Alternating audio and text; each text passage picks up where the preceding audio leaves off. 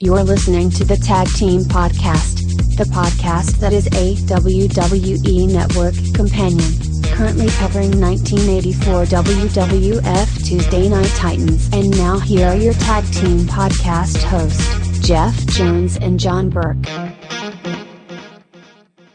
Welcome to the pandemonium that is the Tag Team Podcast. Welcome back. What is up on your side of the world? Not too much. Watched little reruns apparently.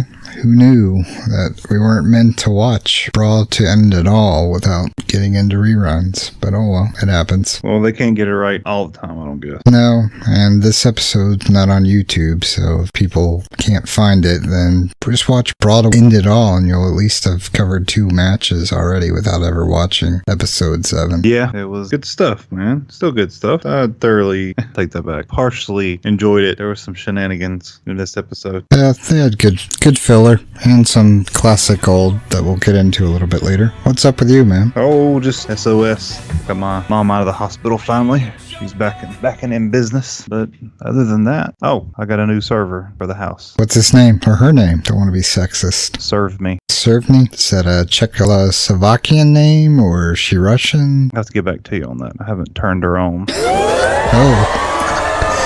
Kayfabe, man. Kayfabe. She's still in the box. Dang. Let's mail order brides. Hope they at least gave her air holes or something. Yeah, there is holes in the box, and they didn't use the regular packing tape, so I think she can break free at any time. That's good. Hopefully you got it in her well-secured room, and no one will hear the screams. Oh, you mean the basement? Yeah. Oh, yeah, definitely. Door's locked from the outside, but we're good. Excellent. Yeah, so hopefully... Secret safe with me. After we get done with the podcast, I plan on taking her out of the box and setting her up. Yep, so I'll be a server... Awesome. ...administrating my house. Shall we play a game? That's the plan, anyway. Cool.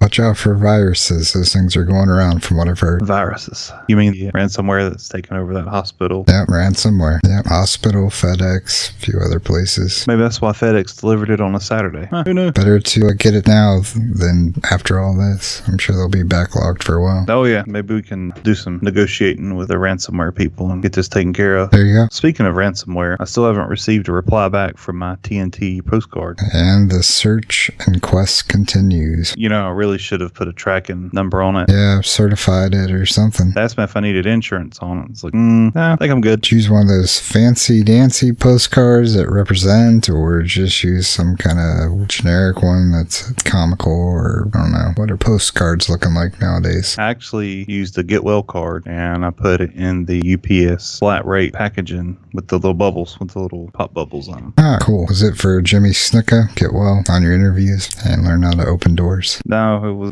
Get Well Vince McMahon, since he's out of the spotlight. Triple H is taking over, hopefully. He'll make a recovery and come back in front of the cameras eventually. Yeah, he didn't look too good last time he was on there announcing the shakeup. Kind of looked his age. So he stopped all the hormones? Uh-oh. Yep, no more lifting. I ain't no good. No, that's what it does to you kids. Remember, keep taking it. Yes, encourage your friends of friends, your family. Share needles, snort together, biggest gang you can have. Anyway, this is true. Speaking of bad influences. Previously on the Tag Team Podcast. We get to recap episode 6 for those keeping up. We start off the show as usual with Vince McMahon and Lord Alfred Hayes. And we have Vince McMahon calling Lord Alfred Hayes the Pink Panther. And we do have live bands. Also appearing there, we had Tiger Chun-Li. Sorry, Capcom, I haven't seen anything, so I guess you're just going to let that go. He speaks about the martial arts, the different types of arts that he studied. And he also decides to break some bricks. Well, 1 brick and boards. And wrist. Yes. Thank you. He bleeds for what he believes in. And then we had the infamous match of the Wild Samoans 1 and 2 versus Mr. Fuji and Tiger Chun-Li. And we later find out to see that Tiger Chun-Li and Mr. Fuji become angry. So it'll be a battle of the martial arts. Hopefully we can find and cover that match. We can do a follow-up. I'm still looking for that match with Tiger Chun-Li, Mr. Fuji, and Sergeant Slaughter. I have yet to find it. Well, if you found the Paul Orndorff special with Mean Gene, you let me know too. Okay, will do. special interview. Still looking. Yep, still on the prowl. And then we had Paul Orndorff and B. Brian Blair, and we actually called up with the Red Bastion and Monsoon on commentary for that match. I was excited. You and one fan's mom. That's it. Save the and your mom joke. Next, we had a little different perspective on wrestling. We had referee Dick Rahorley. Sure. Take it. He kind of gives his opinions and views on not seeing the best angle and how the heel wrestlers can be intimidating and kind of giving leadway every now and then just because they are so intimidating and also parking 2 blocks away due to him not calling the match to the fans like. And also, we had your favorite and mine, SD Jones. He joined the TNT set, and Vince talks to him about his career catapulting, that he has not been back to his native land in about 15 years without. Because he's a disgrace. No, it is because of the traveling and how successful his career was going. It's not what his island said. I can't speak to the island. So after that, we go to the viewer mail, which I believe Vince McMahon brought out the Hulk finger and started poking our Lord Alfred Hayes. Yeah, quick product placement. Nothing exciting there. We'll move on. We had next Tony Atlamore. He joined the TNT set, and he claims that Lord Alfred Hayes was his favorite wrestler growing up. Lord Alfred Hayes isn't that old. Next, we come back, and we have some music with SD Jones and the Calypso Band. Then we have Lord Alfred Hayes comes on set with a huge jacket, belongs to one and the only Andre the Giant. And before we get to see the Giant, we have to suffer through a match of Andre the Giant versus Mr. Smirnoff himself. And then finally, we get to see the Giant as he towers over Alfred Hayes. And then we go to Andre the Giant Fish Song, which I like personally. I thought it was amazing voice. A good show of his personality and how much larger than life everybody says he is. And then he does the fish song, and then you really see, oh yeah, he actually was a funny guy versus a towering giant as other people see. And then we wrap it up with Kamala versus Jose Rivera, which was a very interesting match, to say the least. And that was episode 6. Ready for some territory talk, Jeff? Ready and willing. Let's talk May 1984 timeline with territories. Wrestling territories. And for you youngsters out there, wrestling territories is something that may be foreign to you, but at one time in the United States alone, there were 25 or 30 wrestling territories that were headquartered around the country.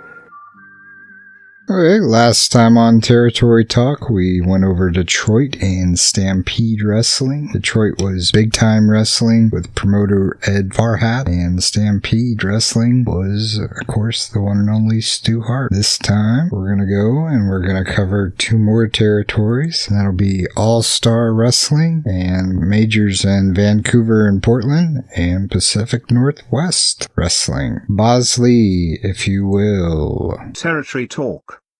Vancouver/Portland. All-Star Wrestling. Although other wrestling promotions existed in Vancouver prior to the early 1960s, particularly a predecessor of All Stars called Big Time Wrestling, All Star, an affiliate of the National Wrestling Alliance for most of its existence, became the longest-lived and perhaps best remembered of all promotions operating in the Vancouver area before or since. The promotion began coming into its own around the time Chan TV began broadcasting their TV program, also called All-Star Wrestling, in 1962. At the time All-Star began, the NWA British Empire Heavyweight title was the top singles title in the Vancouver territory, while the Pacific Coast Tag Team title initially served as the Tag Team Championship. Both titles were carried over from Big Time Wrestling. However, after the British Empire title was abandoned sometime after 1963, All-Star had no singles title of its own until 1970, when the Pacific Coast Heavyweight title, which was first introduced in 1948 in Big Time Wrestling, but became inactive around 1958, was reactivated. All-Star started becoming a serious force in the Pacific Northwest wrestling scene during Gene Kiniski's reign as NWA World Heavyweight Champion, which he won from Lou Thesz in 1966, when he and Sander Kovacs, along with Portland promoter Don Owen, joined forces to promote the territory at the start of 1968, forming Northwest Wrestling Promotions as the parent company to run All-Star. During this time, the promotion shared talent, including many of the sport's big names of the time, with Owens' nearby NWA affiliate Pacific Northwest Wrestling, while also developing local talent. At the same time, the All-Star Wrestling program began to be seen across Canada via syndication. Kovacs promoted his final All-Star show on January 17, 1977, before selling his share in the promotion to Al Tomko, a veteran wrestler and former Winnipeg promoter for the AWE.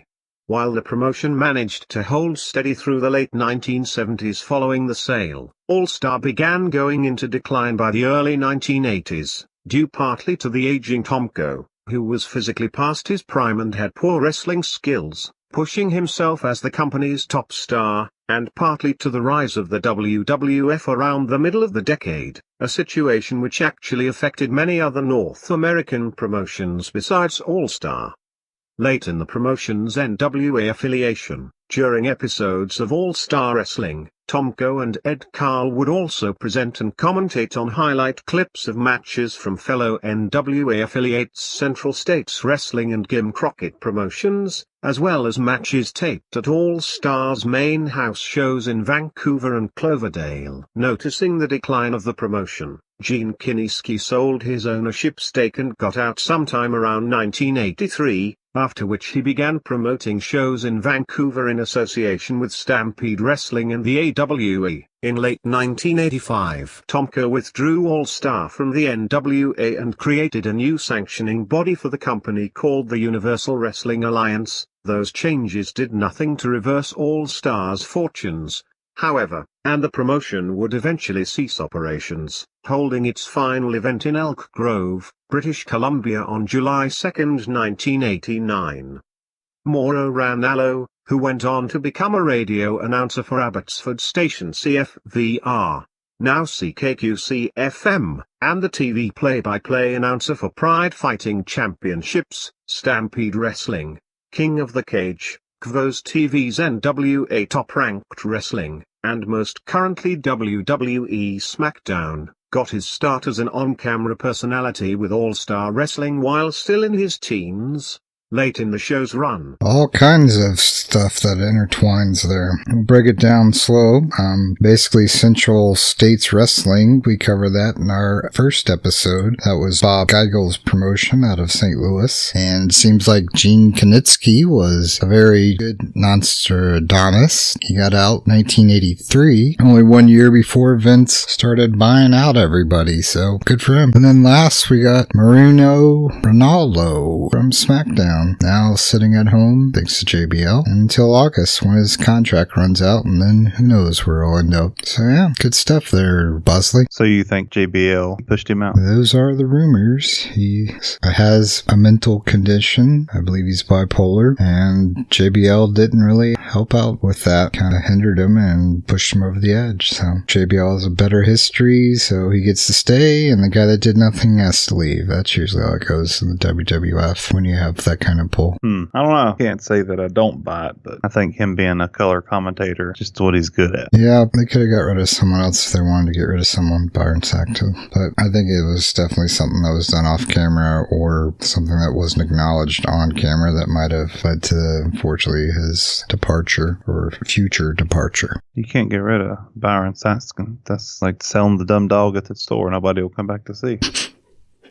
Anyways, I digress. The next territory we're going to cover is the Pacific Northwest, which was founded in 1925 by Don Owen Sports, operated under such brand names as Big Time Wrestling and also Portland Wrestling, but is known to many fans around the country, particularly readers of the Western family of magazines, as the Pacific Northwest area. Considered a proving ground territory, the Owen family promotion was one of the last survivors of the old territory system. A longtime member of the NWA, Don Owen was regarded as one of the more respected promoters in the business. The promotion held on throughout the 80s, but never sold out or folded into a larger promotion. Don Owen hung on until 1991 when he decided to close the promotion while still the sole owner. Good for him. I mean, 1925 founded. You've got to figure he's probably up in his 70s by then, you'd think. Maybe 80s, so yeah. Well, good for him for not selling out. Yeah, the fans would have to chant, "You didn't sell out. You didn't sell out." It's not as catchy. No, too many words, too many syllables. Yeah, exactly. Way too many. But we will be good to know that such wrestlers as Roddy Piper and Rick Martel were battling the Sheep Herders, aka Bushwhackers, for all you WWF fans. And Playboy Buddy Rose. Old Back fatty. then, there was some no-name talents, if you would, that would move on to be major headliners in the WWF. Let's do a little recap of episode 7, July 31st, 1984. Vince and Lord Alfred Hayes opened the show, and you remember what they did for Alfred this time? I believe Vince McMahon claimed that Lord Alfred Hayes was one of the original Knights of the Round Table. I wonder if he knew that 33 years later, Arthur would be dropping pretty soon, and that's why I made that reference. Coming soon to a theater near you. It wouldn't surprise me. Vince is a genius. That he is. So he probably has a crystal ball or something. Time machine. Or it could be coincidence. Nah. Fair enough. First guest on the couch is Captain Lou. And as you can imagine, I love Captain Lou. Always the best dressed guests they have, and always super polite and humble. Captain Lou I know. Very classy. We find out why he doesn't know how many years Moolah has held the title, because he's not a manager, he's a technical advisor, so it's not his job to know that kind of stuff. He wanted to go on record to pretty much say that... Well, first of all, anytime you're involved with a woman, you've got to end up a loser. I mean, as I said before, women belong in the kitchen or raising kids. Wanted to still drive home that point. Women are losers, and they belong in a kitchen raising kids, because that's where you raise kids, kitchens. I always love the fact that Lou makes his presence known by the repeated woman bashing. Yeah, at least so far since he's been on TNT, that seems to be a common theme, minus the first episode bashing on the Samoans for not being tough enough and powering through a chair shot. It was a pretty flimsy chair in all reality. I know some people say, well, chair shot's a chair shot. Sometimes. We are then treated, for us it's a rerun. It's Moolah versus Richter from Brawl to End It All. And if you watched it on MTV, this was the only part you saw. You see a little bit more watching it off YouTube in the original Madison Square Garden Network coverage. So this in all reality was a little bit of a jip joined in progress, which was good because I think it was about originally a 24-minute match, so they joined it in about halfway or so. Some things that I noticed: one, there was a weird noise, and I don't know, to me it sounded like a Gordon Fisherman commercial. It's obviously the footage because it wasn't on the MSG network that we saw, but it was indeed on the WWE network, so... We have got action. Maybe Tugboat was coming in, I don't know. Is that another one of your premonitions Vince had? I don't know. It was just mid-match. He goes to throw her in. I think it's towards the end when they're about to take it home. Just throws her into the turnbuckle and... Maniacs, the big tugboat laid out the battle plan. Got action.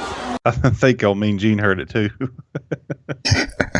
It happened at the 1806, and it only lasts a second, to 1807, so if anyone wants to go back and see the footage that I'm talking about, that strange noise, there it is. Also, the best part of the whole match, you get to see Moolah drop kick the ref, and to me that was the highlight. So then they go back to Mr. Lou, he demands a rematch. They ask him about the spot where he looks like he was going to hit Wendy Richter. He said it wasn't going to hit her, he lost his balance, grabbed the ropes to keep at a solid 97-degree angle. The guy is a math genius. We all know Lou's not great at math. Captain Lou also took a jab at Lord Alfred Hayes, and I thought this was kind of funny. Does his own little impression of Mr. Lord Alfred Hayes. Because it's very seldom do you see Lord Albano doing this. Lord Albano, pip, pip.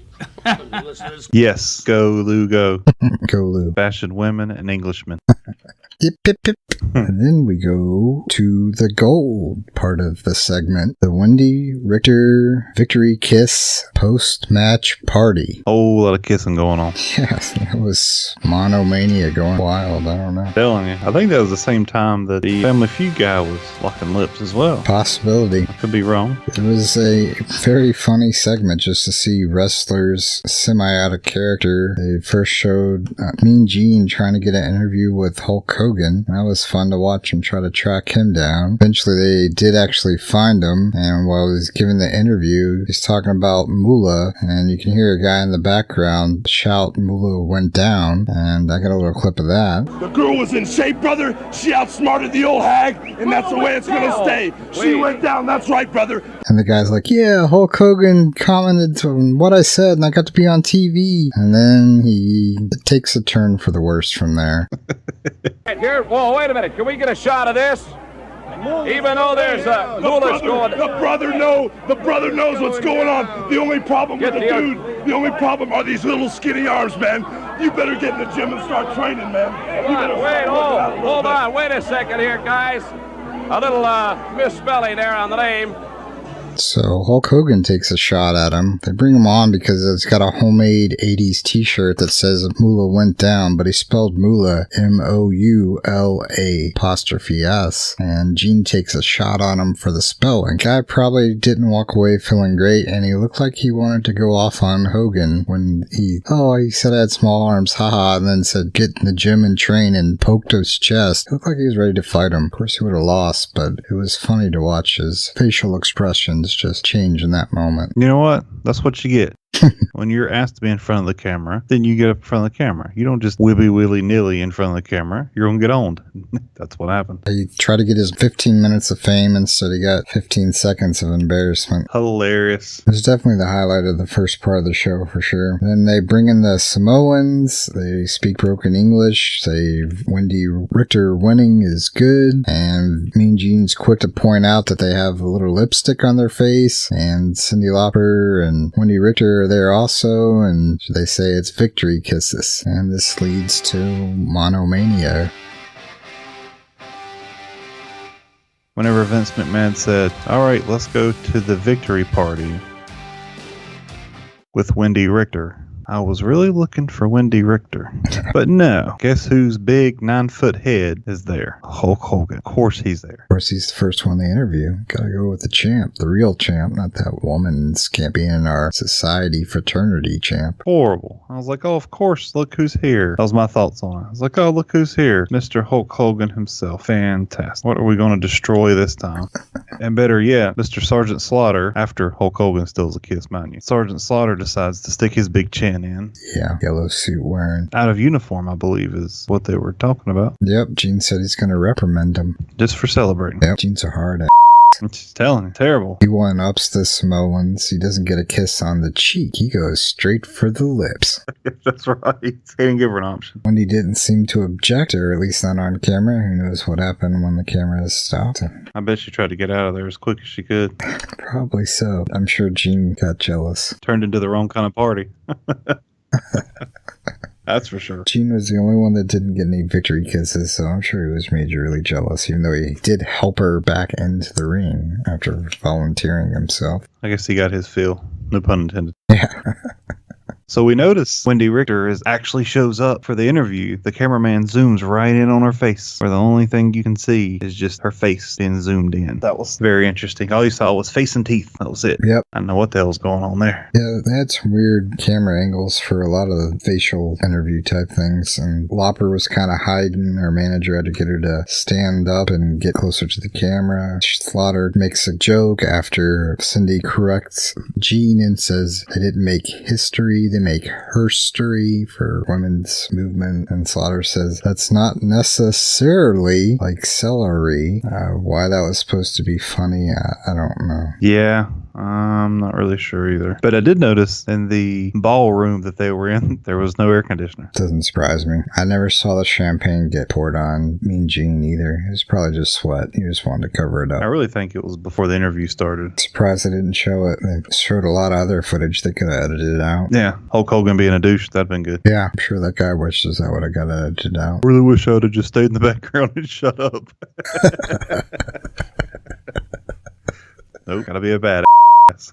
Then they go back to Captain Lou, and he gets all mad that he wasn't invited to the party. He goes off about how he's multiple tag team champion manager, and he should have got invited, and does the classic Captain Lou storm off that we're getting used to seeing on TNT sets. And he did claim that he wrote Time After Time. Oh yeah, of course. Everyone knows that. Goes without saying. And he agreed with me. He agreed that Hulk Hogan should not be a part of that interview, which I completely agree. I concur. I second that notion. The only thing I'll agree with Mr. Lou Albano about. Next match we have is another rerun. It's Adrian Adonis and Dick Murdoch versus Terry Daniels and Sergeant Slaughter. More brawl to end it all footage. Don't really have anything else on this one because it was the exact same thing, except it was another jip. They didn't start it from the beginning. They started it from in progress. So we get to watch them miss the call again on the tag that they missed on brawl to end it all as well. The only thing I seen was, once again, Sergeant Slaughter could have took them 2-on-1. No problem, it appeared. But I think that's the major takeaway from that. Had to get Terry some quality training time. And after that match, they go to the mailbag. And how was this delivered this time? Natively. Definitely. Scared the crap out of Alfred. Yeah, definitely. Even though I think he kind of knew it was there, but had his arm on him and he was okay with that. Then he actually turned to see who had his arm on him, and yeah, he kind of got freaked out. And then Vince also cracks on Alfred and says he needs to do his job right. Kind of hints that what we covered in episode 6, that when Lord Alfred Hayes said Wyoming for the state, for the city that was read off, it was really West Virginia. And Vince even said West Virginia, but Alfred insisted it was Wyoming. So he says he's not doing his job great and he needs to get a little bit better at it, be more consistent. So now Vince clearly says, where did they write in from? Yeah, exactly. Didn't help. Seemed like Alfred Hayes was nervous for this segment, so he still messes up at least twice. Questions we had was, we had one writer write in saying they were on vacation in Hawaii and could have swore that they seen Don Morocco surfing and want to know if that was him. Vince says, yes, it was him. More than likely, it was him surfing, as that is one of his favorite things to do when he is not wrestling. Without a doubt. Apparently Vince was also on vacation with this person and knew for 100% certainty that that had to be Don Morocco and not some other person that might go to Hawaii to surf. I like that answer. Oh yeah. Oh, for sure. Next question we have is, when are you going to have Tito Santana back on Tuesday Night Titans? And this is the one Lord Alfred Hayes forgets to mention the location, and Vince is quick to reprimand him. And Vince says, Tito is very busy, but he is sure that we will be able to get him back soon due to his Intercontinental Championship run. He'll be on next week's show. No spoilers. And then our final mail question we have is that their parents come from Spain and they're looking for wrestling movies from Crusher Verdú. Want to know if they have any videos of the Crusher that their parents can view. Oddly enough. And Vince says, Vince does have a video of Crusher Verdú versus Mario Milano. And then they go to the clip. And it has no commentary, as we're used to seeing on most of these. And grainy footage. I guess 35 millimeter or some type of film. There was obviously something on the film itself, because no matter how the camera moves, the scratch marks were still showing. So I don't know, maybe it was on the lens of the camera. Thought that was distracting. Yeah, not too much on that one myself. Very dark, but I guess that's how it was back then. They didn't have a lot of lights or stuff like that. Kind of gave a new meaning to dark match. Yep, and it ends with a DQ. From what I gather, we don't really get to hear any type of commentating, even from Vince or Lord Alfred. They don't say anything about how it ends, but it looked like that Crusher was mad and that Mario Milano actually doesn't break a hole, so Mario Milano gets disqualified, and that's the end of the match. I think they were about out of time anyway, so it's probably a good time to break the match. Yeah, I might have heard Tony Schiavone say, we're all out of time, we gotta go, and they just DQ'd real quick. It was a decent match for the age it was. I didn't have too many negatives other than the quality. Mario Milano reminded me of Playboy Buddy Rose. A little bit shorter, but it's about the same size Buddy Rose was that I've ever seen. He might have been skinnier at one point, but every time I've seen him, he's been Mario's size. Little fun fact for everybody there. Vince recaps episode 3 for us. We should have just watched this episode and put in his clip for episode 3. He goes over Putski's polka party and Ventura. Little confrontation there about the music choice. So if we just would have put that in, we could have saved some time on that one. And that does lead up to the next event, ironically, an arm wrestling match. It's about time. You know, seeing this first, seeing the entrances, I knew that Jesse the Body, I knew he had it. He was the bodyguard for the Rolling Stones, so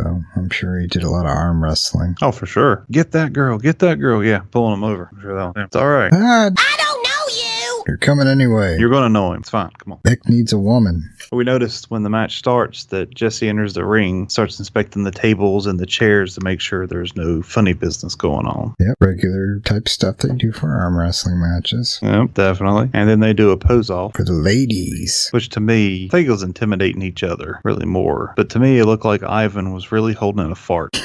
You have to go back and check that out. To me, it looked like he was holding on for dear life. Can't lie. Well, we know he does like that Polish food, so he might have been. It may have been holding him more.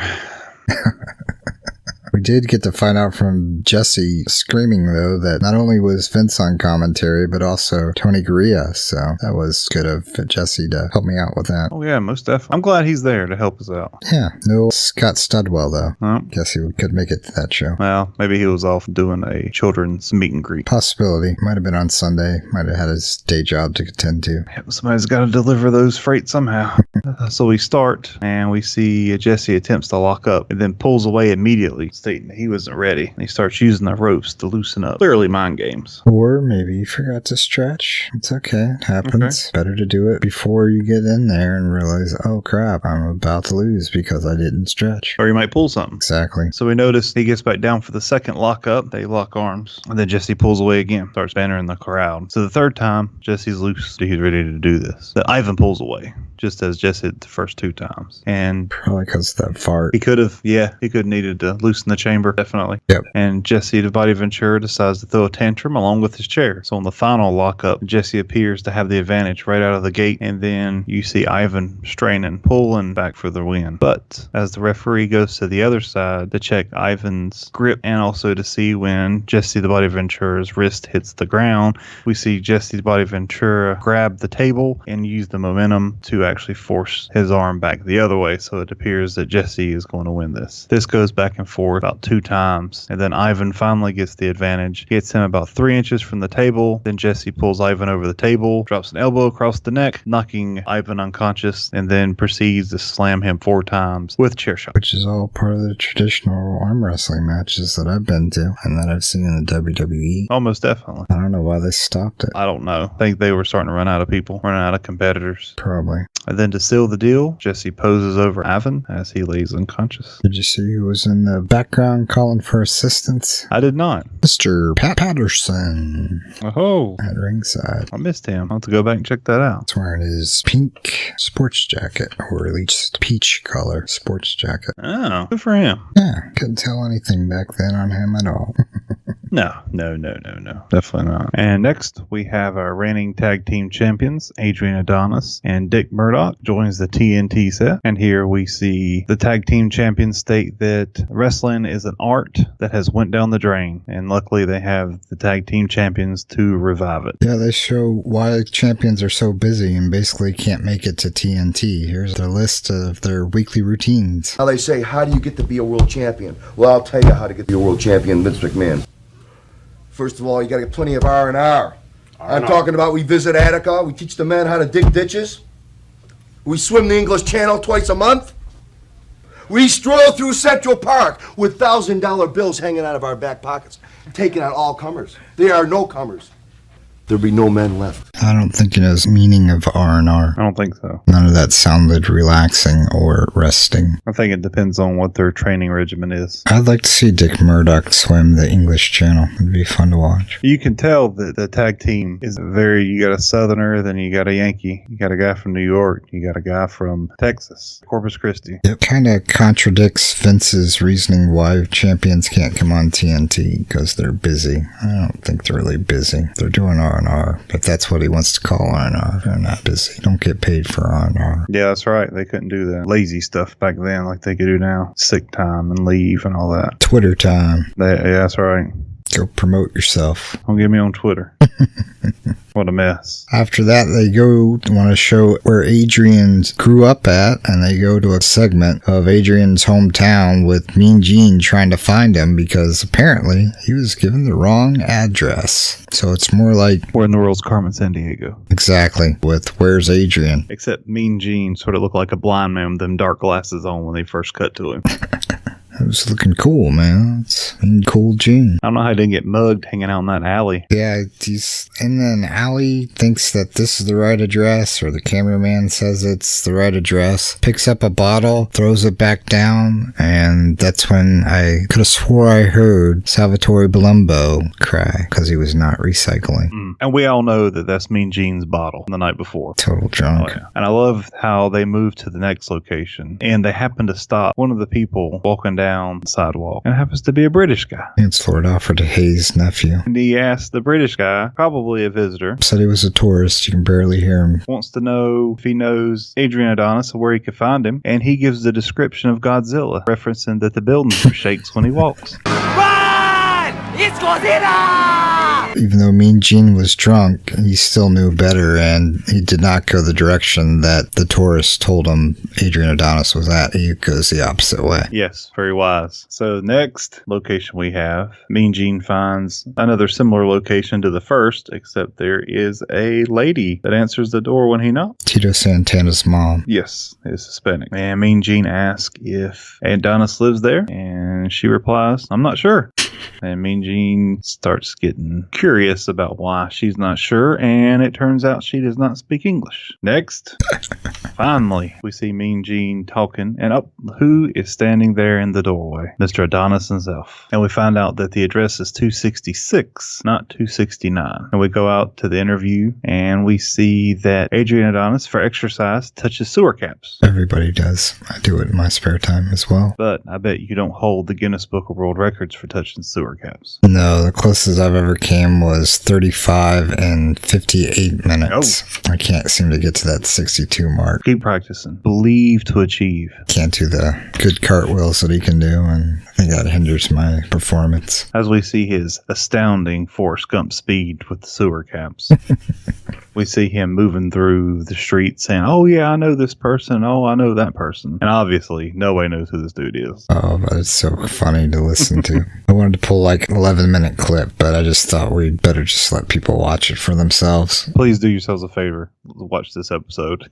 It's worth it. Just this segment. Get to meet Aunt Sophie, Uncle Joe. It's just totally worth it. Oh, yeah. See where he takes his showers at. Meet Old Red. Finally, we come across the hot dog vendor. Oh, I love the hot dog vendor. And we see that Mr. Murdoch orders a hot dog with mustard, and he gets relish. And it's good. Also ordered Texas style with some greasy chili on it, but he gets no greasy chili. I don't think there's any chili in that cart. I don't know what kind of New York cart didn't have chili. That one. Did have sauerkraut, though, but he didn't want that. Guy seemed like he was from Germany. The only hot dog vendor that doesn't have chili. This is the only one they can find to do that segment. Mm-hmm. And also speaks broken English. Horrible. So at the end of the tour, we see Mr. Adonis and Murdoch on a motorcycle. Very scary. So Dick Murdoch asks Adonis, how do we get to the garden? Adonis says, through the wall. And then you see him take off. Happily ever after together. Best tag team ever. BFFs. Yep. That's how you gotta be. Be champs. And then we come back into the studio and we have our next guest as Chief Jay Strongbow. But there is a problem. The tag champions are still there. They do not want to give up their reserve seating either. No, they're the champions. They should be in the front. He should sit in the back. It makes sense. Happy Martin Luther King Day, everybody. Bashing the natives again. Yep, here's your reservations. Terrible. Murdoch does greet him with a native duck call, though, when he comes out to the set. Leading him to the back. After Jay finally accepts that he's going to sit in the back with Mr. Hayes, second-rate seating, they eventually cut to a clip of Chief Jay Strongbow wrestling Tony Russo. I've been waiting for this all segment. And we have Pat Patterson and Vince McMahon on the mic. So, Mr. John, I will let you have it. Thank you, sir. Okay, first up, people, we have our episode moment of silence. Let's go to it. Go.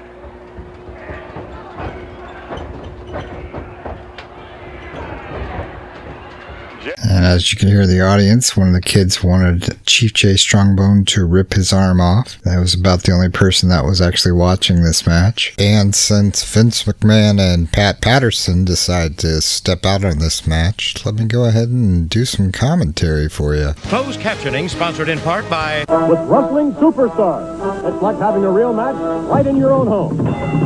Yes, there's Jimmy Superfly Snuka, the Iron Sheik, Hulk Hogan, and Big John Studd. And now you can fly 'em and flip 'em in the Swing 'em Wrestling Ring.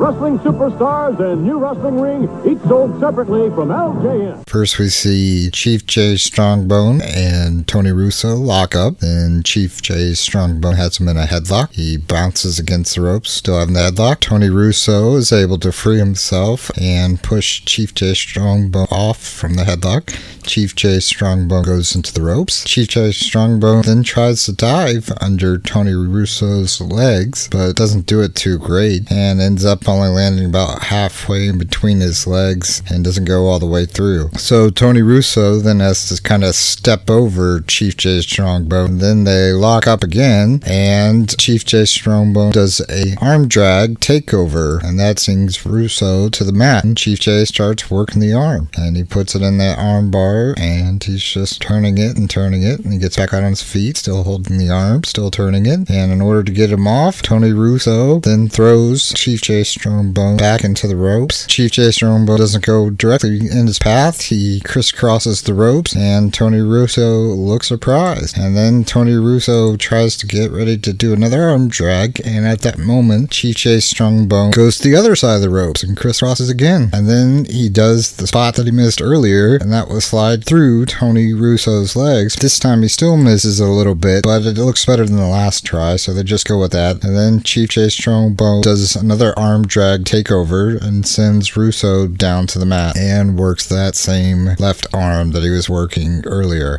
First words were said after Vince calls one wrestling hole was that he had him in an arm drag. Then Pat Patterson decides to get on the mic, and let's go to Pat. You know, Vince, Jay Strongbow is a fantastic golfer. A lot of people may not know that, but he plays as good as a pro.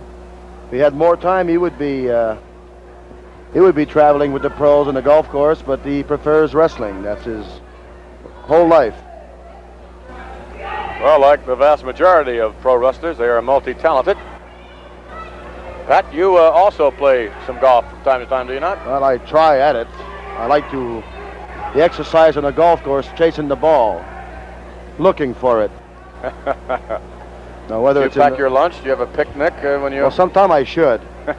Looking for the ball either in the rough or in the sand trap. I assume you give up on the water hazard. I just let it go. Just like on this match commentary, we just let it go. Like 2 minutes, 30 seconds into the match, and they're just like, this crap, we're just going to talk about this golf game. I counted, Vince only calls one other wrestling hole this whole match, and that's when the finish comes, and that's it. 2 holes called for this whole match. And the show has reached a new low. Good job, Vince. Good job. In all reality, when they first started the match, it was very sloppy. I don't know if they knew what was going on. I don't know if they knew they were supposed to wrestle. I think when they're in the turnbuckle, I believe, like Tony Russo was supposed to do something and he didn't do it, so they had to reset it back up and try to do it again. Yeah, it was a poor match all around, but you still gotta call that. It's what you're out there to do. And Pat Patterson's other comment was on the hatchet that is on his tights. Look at that hatchet. Awesome job, guys. Yeah, I wasn't very impressed with the sliding of Mr. Strongbow. I'm not really sure what was going on. Man's 50. That was pretty impressive. This will probably be match of the year considerations for play-by-play. I don't see anything beating it, but we'll have to see. It's still early. We got a half year left to do. That is a good point. I don't know, though. It's going to be some pretty bad stuff. We can only hope. Whether you're 50, whether you're 20, you got to pick it up. Tony, if I was Mr. Tony and Strongbow would have missed one of my moves, I believe I would have Paul Orndorff his ass inside of the head and called it done right there. Maybe that's why Jay was so bad. Maybe it was from the concussion that he got from Paul from weeks earlier. That's very possible. I wonder if Tony is related to Vince. Vince Russo? Tony Russo. Doubtful. Anyway. That is a fabulous question. I would hope not, but you never know. The swiftness I've seen Tony Russo wrestle, and it seems like, you're probably onto something.